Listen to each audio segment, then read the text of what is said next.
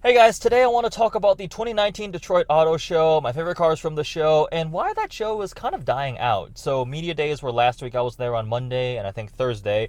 There were a couple of releases. Honestly, it was a little bit disappointing. It felt kind of sad because there weren't that many super exciting cars being launched, and honestly, the show felt almost kind of empty. I'll kind of elaborate more about why I think the show is dying out later. But first, there were a couple cool cars that came out. I'm going to talk about my top three favorite ones. The first one is the brand new Shelby Gt500. So we've known this car is coming for a while. I think they teased the release date a while back, saying it was going to be at the Detroit Auto Show. We've seen spy cars testing around the Michigan area and Dearborn on the track. We've known it's coming. The GT500 officially revealed.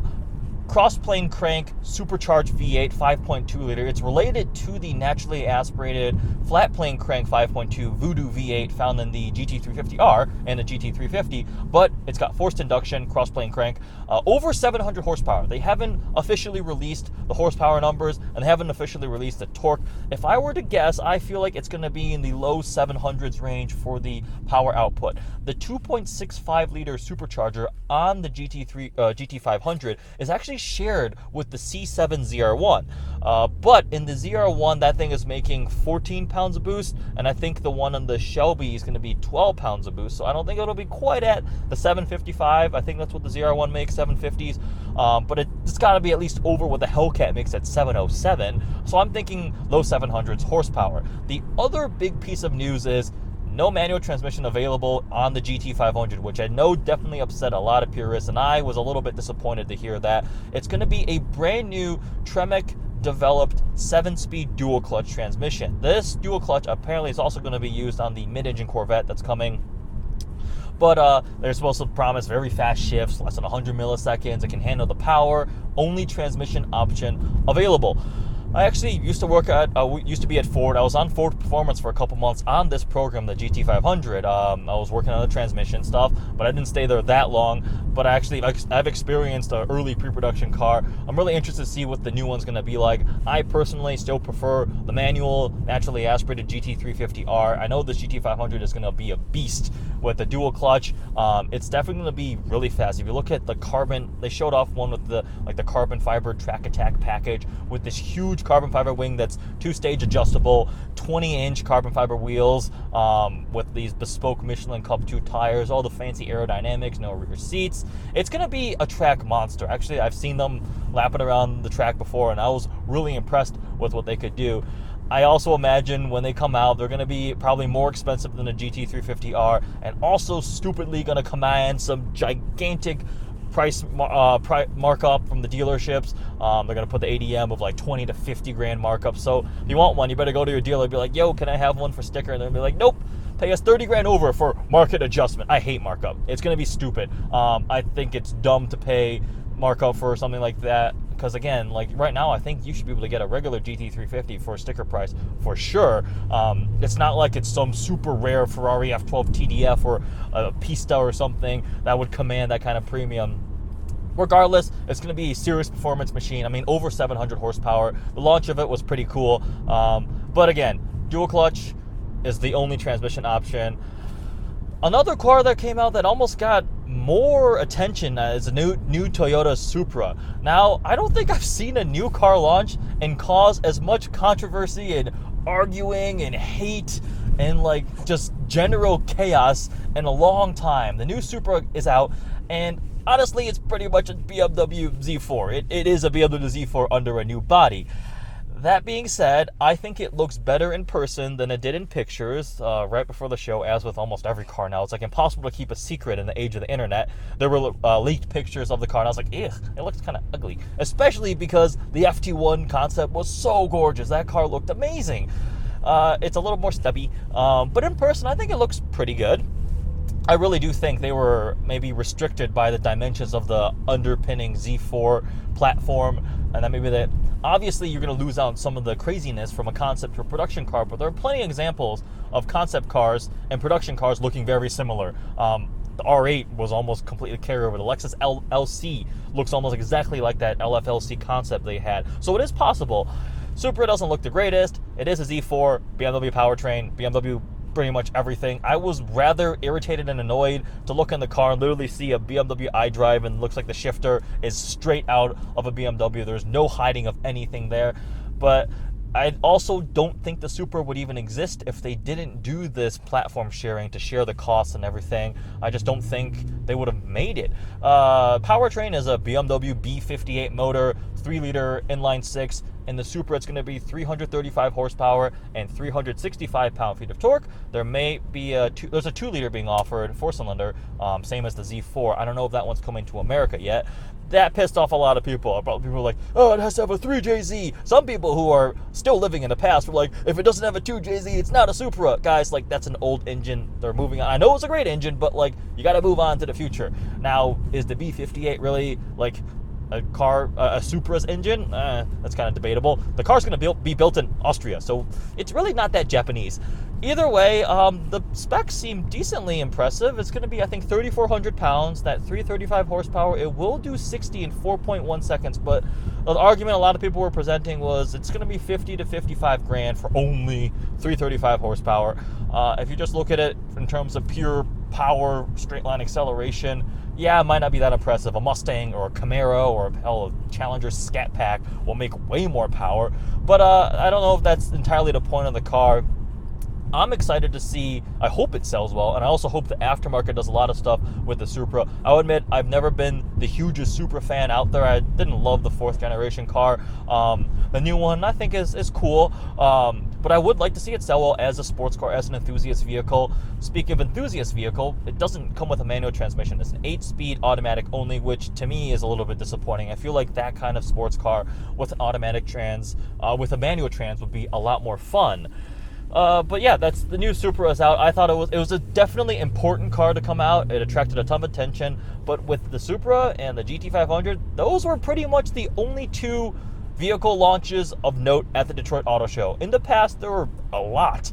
This year, there was just pretty much those 2. I went to those 2 press conferences, and after that, I was just like, that's it. I looked at the list of other press conferences, and none of them piqued my interest. None of them I thought were that important to go attend. I did walk around and see some other cars. So the third favorite car that I saw at the Detroit Auto Show was the Cadillac Ct-6 V. So the Ct-6 V is going to get a 4.2-liter twin-turbo V8 that is supposed to make 550 horsepower and 627 pound-feet of torque. That thing will push the Ct-6 V to 60 in supposedly 3.4 seconds with a top speed of over 200 miles an hour. That is awesome. For this price, supposedly somewhere around like $89,000, $90,000. The sad part, they're only going to bring 275 of them for sale. That sucks, because that's like specs that are like on par with something like an S63 or a 63 sedan or a BMW, the top end of these luxury vehicles. It's awesome. That motor, 550 horsepower and 627 pound-feet of torque, that is an awesome V8. And it is very sad that it's not going to be found in any more sedans because Cadillac is killing off their sedans. The Ct-6 looked pretty cool. I like it in person. The interior looked pretty nice. It is spacious. Now, it's not quite as fancy as maybe like an S-Class or S63 or S65, but I don't think you can deny it. That performance number is pretty badass, and those horsepower numbers are also very badass. You also supposedly, I think, get to go to the, I don't know, it's a Cadillac Racing School or something. If you buy a Ct-6 V, you get to go do some sort of performance driving school with Chevy/GM/Cadillac, so that's also pretty awesome. I wish they would do more V models because, I mean, a CTS-V is pretty cool. It's a 4-door Corvette Z06 with that same motor. But there you go. Those are really the 3 cars that I was really excited to see. I think they were my favorites at the auto show. Others that are worth noting, I guess they launched a new heavy-duty Ram.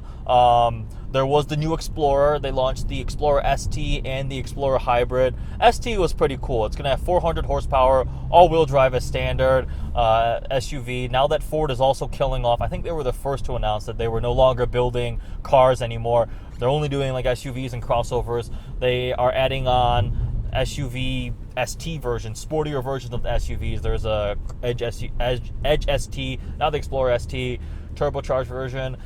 It should be pretty quick. They very specifically called out the Land Rover Range Rover Sport and said that it would be faster than a Range Rover Sport. And I'm assuming it's going to be a Range Rover Sport with a V6 because an SVR would just wipe the floor with anything short of like an X5M or a Cayenne Turbo. That would be cool if they did an Explorer RS and stuck like a more powerful EcoBoost or like a 5.0 in it. I don't know if it'll ever happen, but 500 plus horsepower Explorer, that would be cool. I mean, Dodge does a pretty good job with the SRT Durango, which is badass. The Durango SRT is a really, really cool SUV.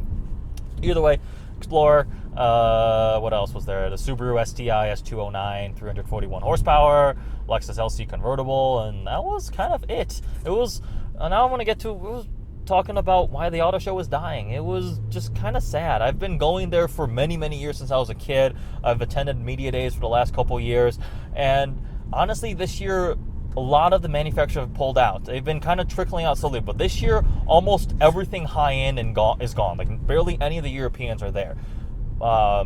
Mercedes is gone. BMW is gone. Audi did not present. Porsche wasn't there. Volvo, Jaguar, Land Rover, even Mazda didn't show up. All these companies have chosen not to come to the Detroit Auto Show anymore. This is the last year that the Detroit Auto Show is going to be in the winter. It's a January show. Next year, they are moving it to the summer. It's going to be, I think sometime in June, it'll be warmer. So why is this happening? Why are they no longer coming? I think there's a variety of reasons. One is the show is really expensive to put on. I don't think a lot of people realize how expensive an auto show is. It can be upwards of $5 to $15 million for an automaker to put a huge stand up with all the cars and all the logistics and the people, everything that happens for the auto show. So it costs a lot, and I don't think they're getting the attention they want. Detroit might not necessarily be in the marketplace anymore for a lot of these manufacturers. The Midwest, I don't imagine BMW, Audi, Mercedes are selling a ton here. It's just not a crazy affluent place like New York and LA. I've heard and read articles that automakers are really preferring to focus on the New York Auto Show, LA Auto Show. People there are actually buying Porsches and stuff. Not really in Detroit so much. Everybody just drives an F-150 around. The third thing is automakers have really used to be where the auto show is where everybody would launch their new concepts or their new production cars. And they've taken to doing it on an off-cadence event. They would have their own private event some random week in the season when there isn't an auto show. And that actually makes sense. Let's just say you're launching your new Corvette. If you do it at the auto show, you're sharing the spotlight with, let's just say, 10 other vehicle launches. Kia's launching a new this, and BMW's launching a new that, and Toyota's launching a new Supra. So you are just going to be one segment of the headline, and you get 10% of the attention. You do it on some random week in the year, you spend less money because it's not as expensive as a huge auto show, and you get all of the attention. Let's just say it's some random week in May or April or something, and there's no auto show going on. You launch a new mid-engine Corvette, you get all the media attention on every single website, on every single outlet, reviewing it, talking about it, this and this and that. So you get way more attention. So the exposure for the money makes a lot more sense to not do it at an auto show, and we've seen that happen now. All these cars are now being released at non-auto show events. That being said, I really do hope the auto show kind of comes back to life. Moving into the summer in Detroit, there's a lot of acreage and land where they're supposedly going to do more interactive driving things where they can demonstrate the vehicles. I don't know if that's going to bring back some of these manufacturers like Mercedes, BMW, Audi. I don't know if Porsche, I don't know if they're going to bother coming back. Don't even need to mention the high-end exotics. I don't think Lamborghini or Ferrari or Maserati has been there in I don't even know how many years. I know when I was a little kid they would show them off, but they haven't been at the North American International Auto Show at all. I will be attending the Chicago Auto Show next month, heading out there for media days. I liked it last year. It was pretty cool, and some of the high-end manufacturers are still there. I think Porsche, Audi, and Mercedes still have stands out there, so I will go see that. I really want to make it to the New York or LA auto shows. It's been inconveniently where the last couple times, every time the show has been happening, I've been either busy with something or out of the country. For example, I don't know if I can make it to New York this year because I might be in China visiting family.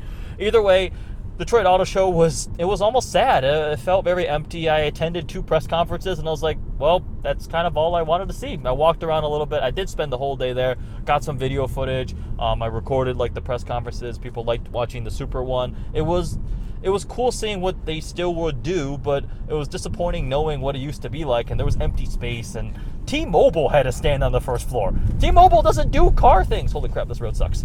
T-Mobile doesn't do car things. What the hell do they have a stand on the Detroit Auto Show for? It was dumb.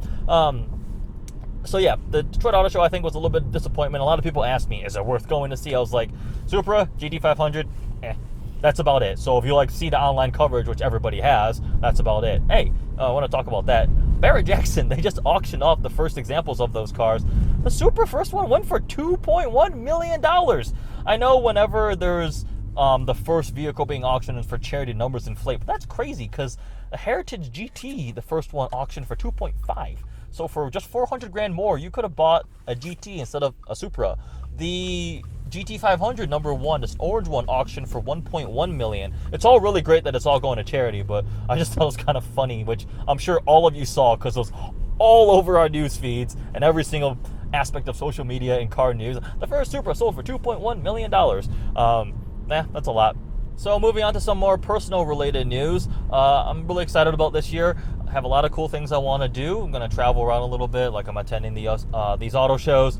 I'm going to try to post videos every month. Not going to try. I am going to post videos every Monday, Wednesday, Friday. Going to maintain a consistent schedule. Just got to find time to edit everything I've filmed. I have videos planned out, already filmed, that I need to edit up until the beginning of next month. So getting going on all of those. So expect videos every Monday, Wednesday, and Friday. Another cool thing is I'm getting ready to launch some t-shirts. I've been working on some designs. So go follow me on Instagram. It's at EddieX616. I'll definitely post all the designs there. I'll probably be asking opinions for people on which design they prefer, but I'll release all the information there. Really excited to do those. Came up with some pretty cool ones, working on those, and on Facebook too. I've been posting videos on the Facebook too, growing that page. But really excited to keep interacting with people. Gonna go hit up some more events like over the summer, go meet some fans and have some fun, drive some cool cars, film more videos. Excited for this year. Going to make it a great one. Hope everybody has been enjoying their January. The weather has been atrocious in Michigan the last 2 days. We have had ice rain, and apparently it's going to snow 8 to 12 inches on Monday, which is fun because Audi Quattro winter tires drifting around in the snow is always enjoyable. Going to be Chicago Auto Show next week.